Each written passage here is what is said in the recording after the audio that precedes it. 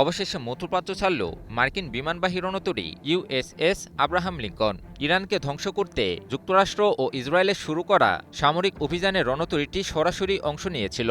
তবে ইরান এখনও টিকে থাকলেও একঝাঁক ব্যর্থতা নিয়ে মধ্যপ্রাচ্য ছাড়তে হচ্ছে রণতরীটিকেই। এসেছিল ইরানকে ধ্বংস করতে, কিন্তু শেষ পর্যন্ত রণতরীটিকেই লজ্জাজনকভাবে লেজ গুটিয়েই পালাতে হচ্ছে। তবে কি ইরানে ব্যর্থ হয়েই মধ্যপ্রাচ্য ছাড়ল মার্কিন বিমানবাহী রণতরী ইউএসএস আব্রাহাম লিঙ্কন?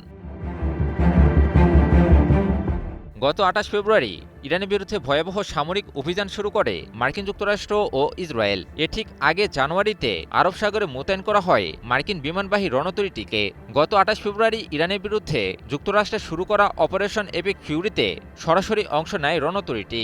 তবে যুদ্ধ ৫ মাস পেরোলেও ইরানের সফলতা দেখা পায়নি যুক্তরাষ্ট্র।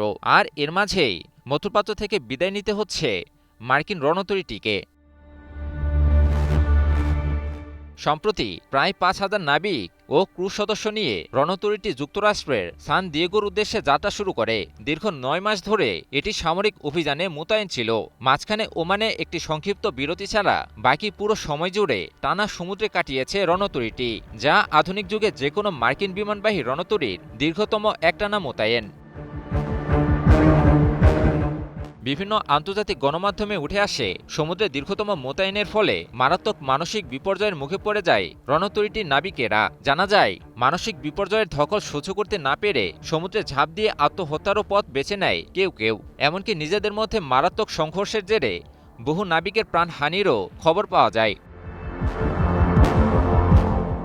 ডেমোক্রেটিক পার্টির আইন প্রণেতারাও ওই ঘটনার তীব্র নিন্দা জানায়। ডেমোক্রেটিক পার্টির আইন প্রণেতাদের অভিযোগ, রণতরীটিতে নিত্য প্রয়োজনীয় সরঞ্জামের চরম ঘাটতি, পানি দূষণ, পয়ঃনিষ্কাশন ব্যবস্থার সমস্যা ও নাবিকদের মানসিক স্বাস্থ্যের ব্যাপক অবনতির খবর পাওয়া যাচ্ছে। এই মারাত্মক সমস্যাগুলোর দায় নিজের কাঁধে নিয়ে মার্কিন যুদ্ধমন্ত্রী পিট হেগসেথের পদত্যাগের দাবিও করে কেউ কেউ। মার্কিন বিমানবাহী রণতরীটির নাবিকদের এমন মানসিক বিপর্যয়ের খবর শুনে শেষ পর্যন্ত প্রিয়জনেরা প্রতিবাদ করতেই টনক নড়ে ট্রাম্প প্রশাসনের। শেষ পর্যন্ত রণতরীটির নাবিকদের মানসিক অবস্থার কথা বিবেচনা করে রণতরীটিকে ফেরত পাঠানোর সিদ্ধান্ত নেয় মার্কিন প্রশাসন। বর্তমানে আরেকটি বিমানবাহী রণতরী ইউএসএস জর্জ ওয়াশিংটনকে আব্রাহাম লিঙ্কনের স্থলাভিষিক্ত করা হয়েছে।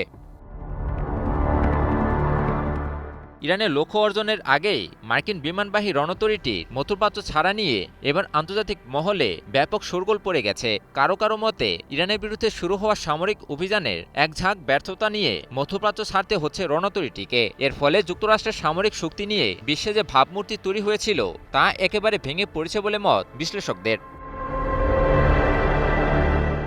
অর্থাৎ যুক্তরাষ্ট্রের তথাকথিত সামরিক শ্রেষ্ঠত্বের দম্ভ পারস্য ভূমিতে এসে রীতিমতো লুটিয়ে পড়েছে।